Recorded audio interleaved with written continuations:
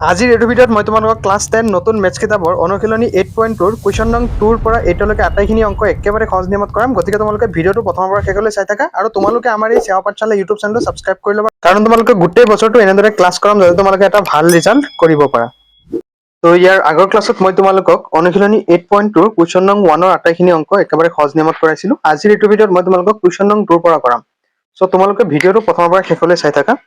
2 number কুৱেশ্যনটো আমাক কি কৈছে চোৱা, যে শুদ্ধ উত্তৰটো বাছি উলিওৱা আৰু তোমাৰ বাছনিৰ যথাৰ্থতা উল্লেখ কৰা। তো এইখিনি তোমালোকৰ MCQ আহিব পৰীক্ষাত, ইয়াৰে পৰা তোমালোকে কমন পাবা বহুতখিনি কুৱেশ্যন, কাৰণ MCQ আজিকালি যিহেতু তোমালোকৰ কিতাপত ইনক্লুড কৰিছে। আৰু তোমালোকে আগৰ ক্লাছখিনি যদিহে এটেণ্ড কৰা নাই, আজিৰ ভিডিঅ' ডেছক্ৰিপশ্যন চেক কৰিবা, বা আমাৰ এই সেৱা পাঠশালা ইউটিউব চেনেলতে এটা ক্লাছ 10 মেথছ বুলি এটা প্লেলিষ্ট আছে, তাতো তোমালোকে গোটেইখিনি ক্লাছ মেথছৰ পাই যাবা। তো 2 নম্বৰ কুৱেশ্যনটো কৰোঁ চোৱা। তো 2 নম্বৰৰ 1 আমাক কৈছে যে 2 tan 30 degree by 1 plus tan square 30 degree. Okay, তো অপশ্যনখিনি কোনটো হ'ব আমি কি কৰিম, মানসমূহ বহুৱাই আমি যেটো তোমাৰ MCQ আছে সেইটো উলিয়াম। তো 2 into 2 লগত tan 30 ডিগ্ৰী, তো tan 30 ডিগ্ৰীৰ মান কিমান, যে tan 30 ডিগ্ৰীৰ মান হৈছে 1/√3। তো 1/√3 পাতি দিলোঁ। তলত কি আছে 1 plus tan square 30, মানে tan 30 ডিগ্ৰীৰ মান কিমান 1/√3। গতিকে 1/√3 কি কৰিব লাগিব, হোল স্কোয়াৰ কৰিব লাগিব, হয়নে নহয়? তো হোল স্কোয়াৰ কৰিলোঁ।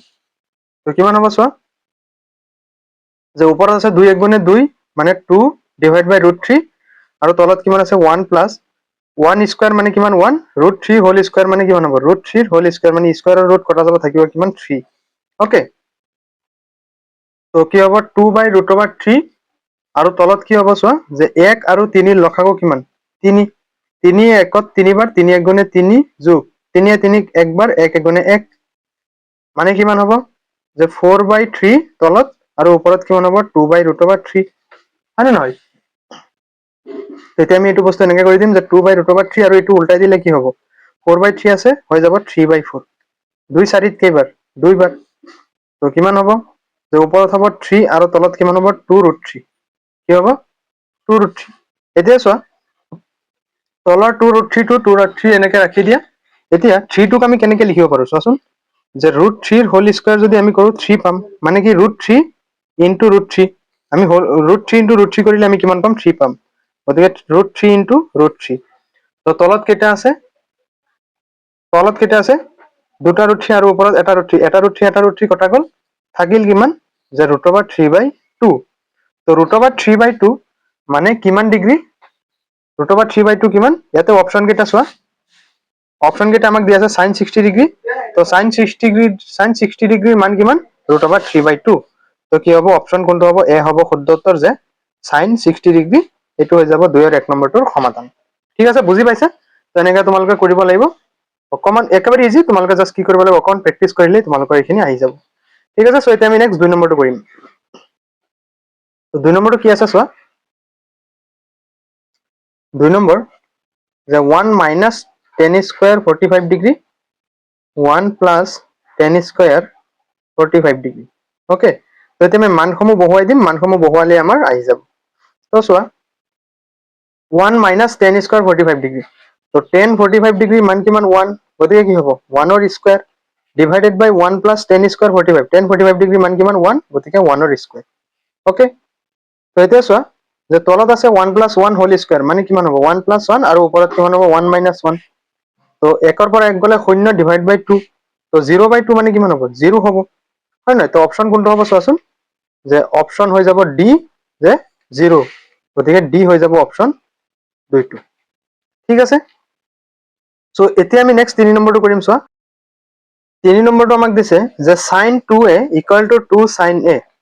তো চোৱা, যে sin 2a = 2 sin a সত্য হ'ব যেতিয়া এৰ মান কিমান ডিগ্ৰী হ'ব। তো চোৱাচোন, ইয়াতে আমি যেতিয়া কি কৰোঁ, এৰ মান যেতিয়া 0 ডিগ্ৰী বহুৱাম, এৰ মান 0 ডিগ্ৰী বহুৱালে কিমান পাম চোৱা, চোৱা, যে যেতিয়া আমি কি কৰিম, যেতিয়া এৰ মান যদি আমি 0 ডিগ্ৰী যদিহে বহুৱাও, তেতিয়াহ'লে কিমান হ'ব, যে sin 2a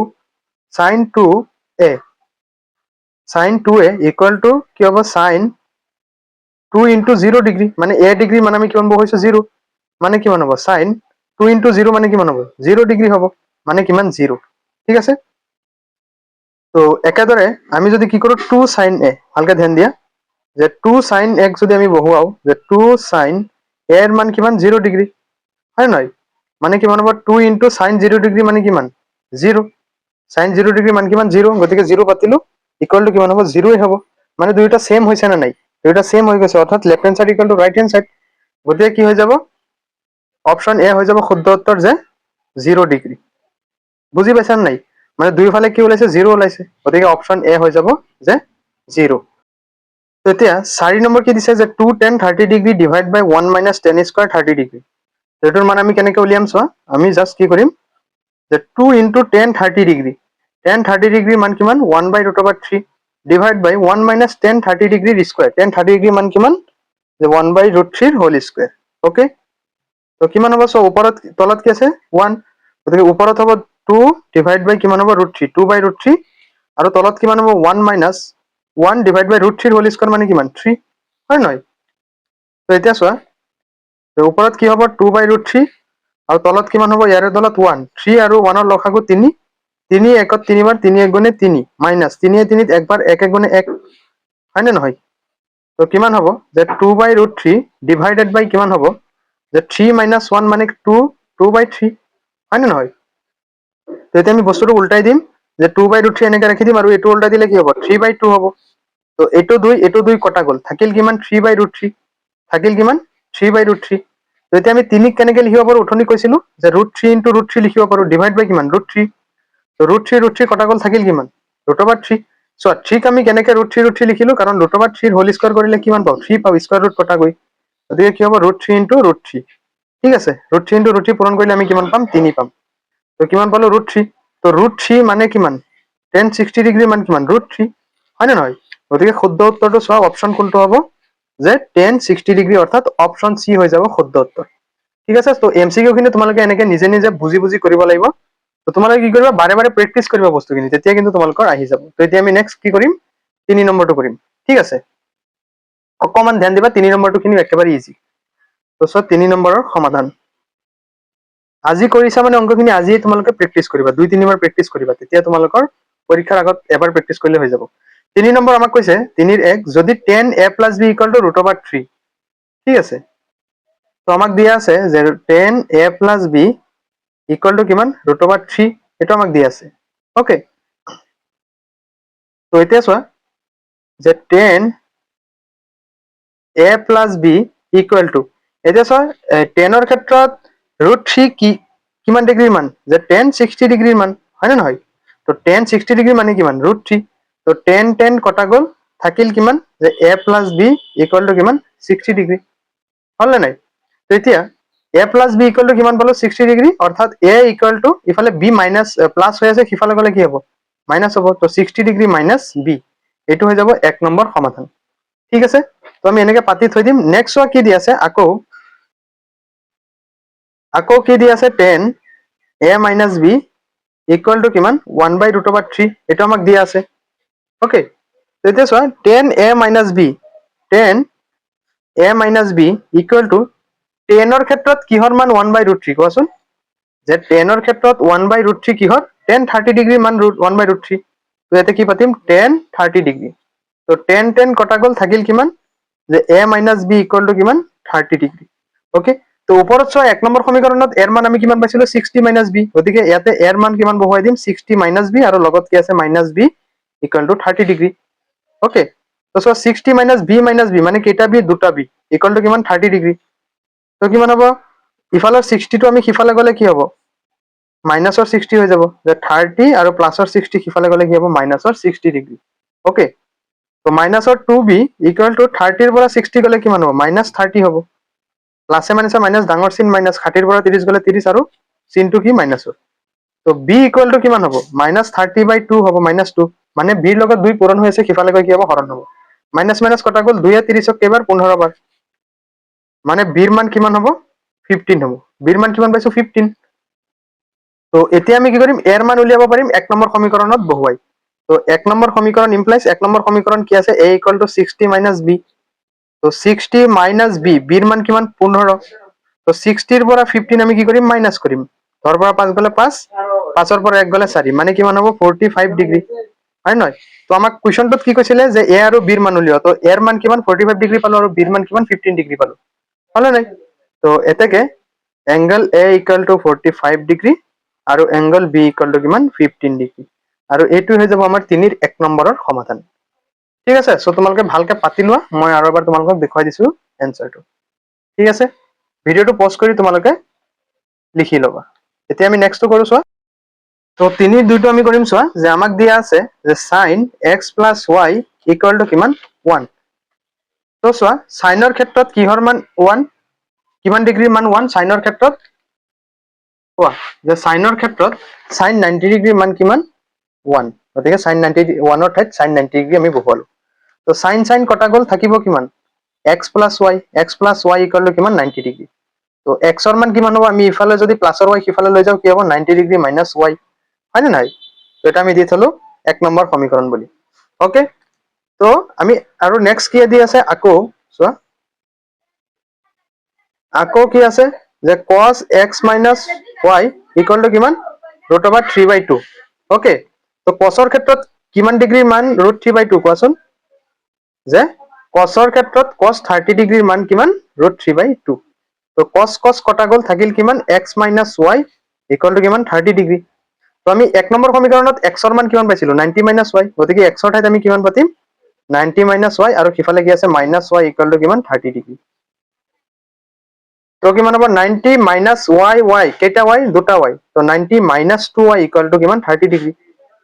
তো কিমান হ'ব -2y আমি ইফালে ৰাখিলে 30 ডিগ্ৰী মাইনাছ 90 ডিগ্ৰী হ'ব, মানে কি হ'ব -2y ইকুয়াল টু 90 মাইনাছ, মানে কি হ'ব 30 মাইনাছ 90, মানে ডাঙৰ চিন প্লাছ মাইনাছ মাইনাছ ডাঙৰ চিন মাইনাছ -60 ডিগ্ৰী হ'ব।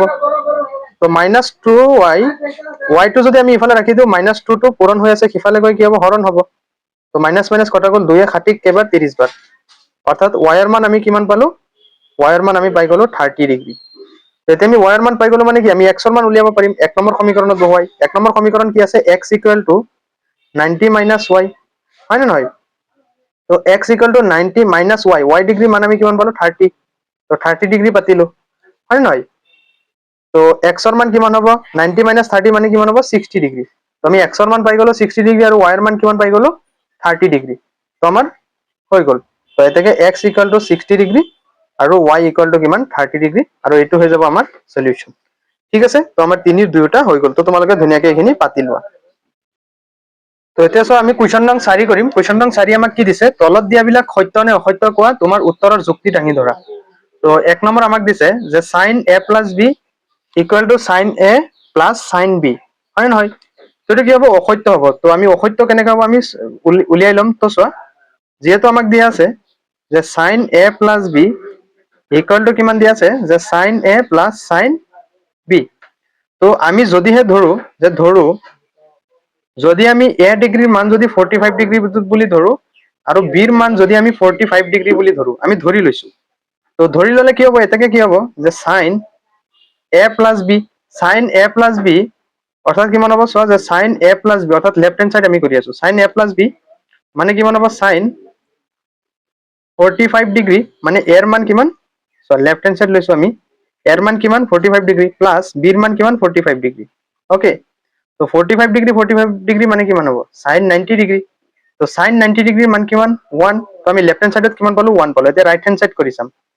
তো ৰাইট হেণ্ড সাইড যে sin a plus sin b, তো চোৱা sin a ৰ মান কিমান আমি ধৰিছিলো 45 degree, plus sin b, b ৰ মান আমি কিমান ধৰিছিলো 45 ডিগ্ৰী, হয় নে নহয়? তো চোৱা sin 45 ডিগ্ৰীৰ মান কিমান হ'ব, sin 45 ডিগ্ৰীৰ মান 1/√2, 1/√2 প্লাস 1/√2, তো এই দুয়োটাৰ মান আমি বহুৱাই দিলো। ওকে, তো লসাগু কিমান হ'ব √2, আৰু ওপৰত কিমান হ'ব 1 + 1, মানে √2 একবাৰ 1 × 1 এটো সেম হ'ব। তো কিমান হ'ব 2/√2। তো 2/√2 মানে 2ক আমি কেনেকে লিখিব পাৰো √2 × √2 লিখিব পাৰো, আৰু ডিভাইড বাই কিমান √2 কটা গ'ল, থাকিল কিমান √2। তো লেফ্ট হেণ্ড সাইড আৰু ৰাইট হেণ্ড সাইড মিলিছে নেকি, নাই মিলা। লেফ্ট হেণ্ড সাইড পাইছিলো 1, ৰাইট হেণ্ড সাইড পাইছো √2। তো এটাকে কি হ'ব, এটাকে sin a plus b not equal to sin a plus sin b, তো এই দুয়োটা কি একে নহয়, সেইটো কাৰণে অসত্য হ'ব। 4ৰ 1টো কি হ'ব অসত্য হ'ব। তো প্ৰথমতে অসত্য বুলি লিখি ল'বা। ইয়াৰ পিছত আমাক যেহেতু কৈছে উত্তৰৰ যুক্তি দাঙি ধৰিবলৈ, তো আমি যুক্তিটো দেখুৱালো। ঠিক আছে, তো এইটো হৈ গ'ল আমাৰ 4 1 নম্বৰ। এতিয়া আমি নেক্সট 4 2 নম্বৰটো কৰিম চোৱা।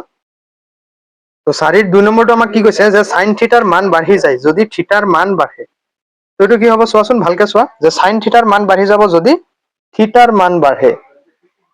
তো সাইনৰ ক্ষেত্ৰত সাইনৰ যিটো হেৰি আছিল টেবুলটো আছিলে কি আছিল সাইনৰ ক্ষেত্ৰত কি আছিল 0 ডিগ্ৰীৰ মান 0 1/√2 √3/2 1 মানে এইটো 0 30 তাৰপিছত 45 তাৰপিছত 0 1/2 1/0 1/2 30 ডিগ্ৰীৰ মান 1/2 তাৰপিছত এইটো 60 ডিগ্ৰী 45 ডিগ্ৰী তাৰপিছত এইটো 60 ডিগ্ৰী তাৰপিছত এইটো 90 ডিগ্ৰী মানে 0 ডিগ্ৰীৰ মান কিমান 0 30 ডিগ্ৰী মান 1/2 45 ডিগ্ৰী মান 1/√2 60 ডিগ্ৰী মান √3/2 90 ডিগ্ৰী মান 1 মানে আমাক এতিয়া কৈছে সাইন থিটাৰ মান বাঢ়ি যায় যদি থিটাৰ মান বাঢ়ে।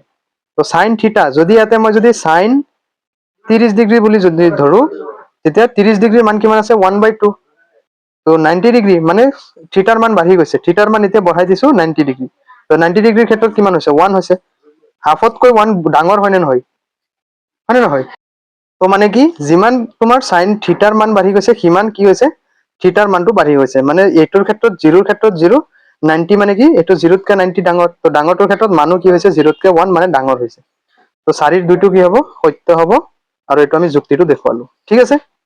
তো নেক্সট আমি এতিয়া 3 নম্বৰটো কৰিম চোৱা আমাক কৈছে যে cos থিটাৰ মান বাঢ়ি যায় যদি থিটাৰ মান বাঢ়ে।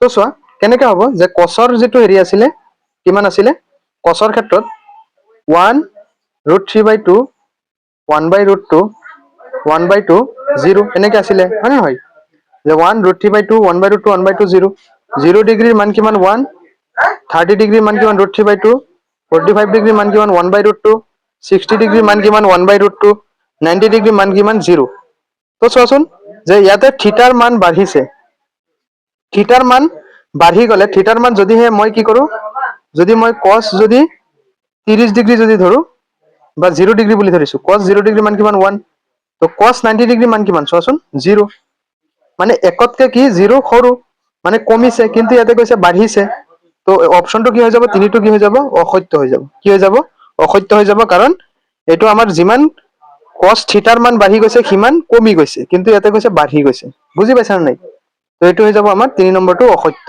ঠিক আছে। তো এতিয়া নেক্সটটো চোৱা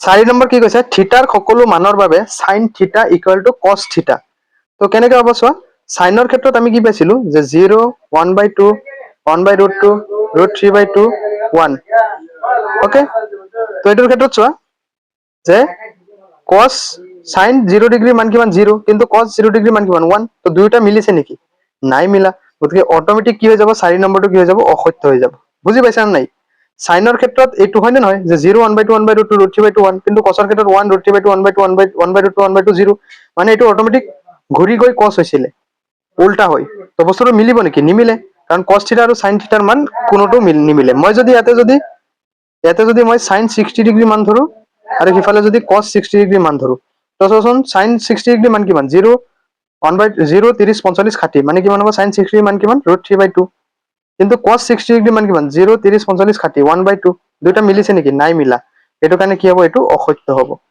ঠিক আছে তো এইটো বুজি পাইছা সো এতিয়া আমি নেক্সট 5 নম্বৰটো কৰো তো 5 নম্বৰ আমাক কি কৈছে a = 0 ডিগ্ৰীৰ বাবে cot a সংজ্ঞাবদ্ধ নহয় তো চোৱা এইটো সত্য হ'ব নে অসত্য হ'ব চোৱা আমি কি জানো যে আমি জানো cot 0 ডিগ্ৰী মানে কিমান 1/10 0 ডিগ্ৰী হ'ব মানে কি cot থিটা হলে কি হ'ব 1/10 থিটা হয় সেইটো কাৰণে cot 0 ডিগ্ৰীৰ মান কিমান হ'ব 10 0 ডিগ্ৰী cot 0 ডিগ্ৰী মানে কিমান হ'ব 1/10 0 ডিগ্ৰী মানে এৰ মান কিমান আমি বহুৱাইছো 0 ডিগ্ৰী যেহেতু ইয়াতে তো 1/10 0 ডিগ্ৰী তো 10 0 ডিগ্ৰী মান কিমান 0 হয় নহয় তো এইটো কি হৈছে 1/0 মানে কি অসংজ্ঞাবদ্ধ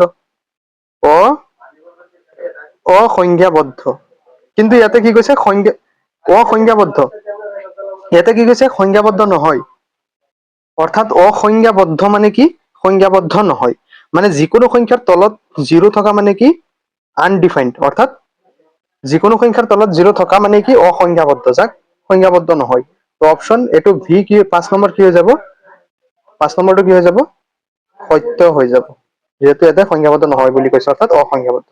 ঠিক আছে, তো বুজি পাইছা? তো এতিয়া আমি নেক্সট কেইটা কৰো, 5 নম্বৰ কেইটা চোৱা। তো 5 নম্বৰ কুৱেশ্যন আমাক কি কৈছে, যে থিটাৰ বাবে সমাধান কৰা য'ত 0 ডিগ্ৰীতকে থিটা ডাঙৰ কিন্তু 90 ডিগ্ৰীতকে থিটাটো কি সৰু হ'ব লাগিব। তো 1 নম্বৰটো আমাক কি দিছে, যে 2 cos স্কয়াৰ থিটা ইকুৱেল টু কিমান 1। ভালকে ধ্যান দিবা, মানে থিটাটো কি হ'ব লাগিব, 0তকে ডাঙৰ হ'ব লাগিব আৰু ইফালে 90তকে সৰু হ'ব লাগিব। মানে আমি কি কৰিব পাৰিম, যে 30, 45, 60, 30, 45, 60 ইমানলৈকে আমি ল'ব পাৰিম, কাৰণ 90 ডিগ্ৰীতকে সৰু মানে 90 ডিগ্ৰী আমি ল'ব নোৱাৰিম। তো চোৱা একেবাৰে ইজি, এইখিনি অকণমান ধ্যান দিয়া।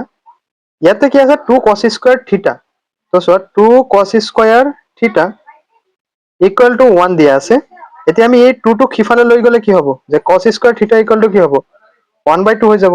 এতিয়া স্কয়াৰটো আমি যদিহে উঠাই দিওঁ কি হ'ব, cos থিটা ইকুৱেল টু ইফালে কি আহি যাব, ৰুট অভাৰ আহি যাব, মানে ৰুট অভাৰ 1/2। তো চোৱা cos থিটা ইকুৱেল টু ৰুট অভাৰ 1/2 যিহেতু আহি গ'ল, তো cos থিটাত কিহৰ মান ৰুট 1/2 কোৱাচোন, যে cosৰ 45 ডিগ্ৰীৰ মান কিমান, ৰুট 1/2, মানে 1/√2। ইয়াতে চোৱা 1/√1/2 আমি কেনেকে লিখিব পাৰিম, 1/√2, মানে ৰুট অভাৰ 1 দিলে একে কথাই 1 হৈ যাব। তো কি হৈ যাব, 1/√2। তো 1/√2 cos 45 ডিগ্ৰীৰ মান, অৰ্থাৎ cos cos কটা যাব, থিটা ডিগ্ৰীৰ মান কিমান হ'ব, 45 ডিগ্ৰী। থিটা ডিগ্ৰীৰ মান কিমান হৈ যাব, 45 ডিগ্ৰী। তো থিটাৰ কি মানৰ বাবে এইটো হ'ব, সমাধান হ'ব, যে থিটাৰ 45 ডিগ্ৰী মানৰ বাবে এইটো 2 cos স্কয়াৰ থিটা ইকুৱেল টু 1 হ'ব। বুজি পাইছা?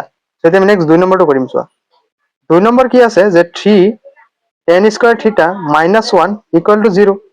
তো এতিয়া চোৱা 3টো যদি আমি সিফালে লৈ যাওঁ তেতিয়াহ'লে কি হ'ব, tan স্কয়াৰ থিটা চোৱা এই মাইনাছ 1টো সিফালে গ'লে কি হ'ব, +1, এটা ষ্টেপ কৰি লওঁ।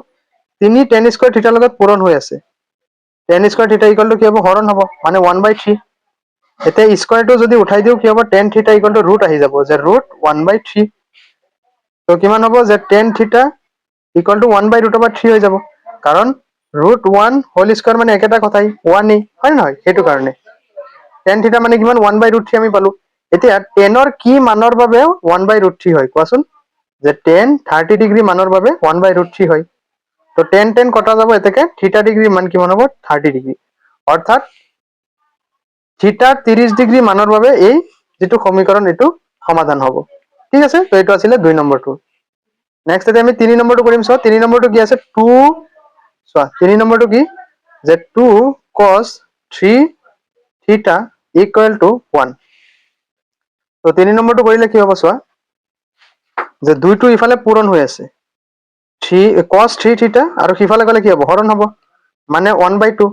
তো cos 3 থিটা, চোৱা যে cos 3 থিটা, চোৱা যে cos 3 থিটা cosৰ কিহৰ মানৰ বাবে 1/2 হয় কোৱাচোন, যে cos 60 ডিগ্ৰী।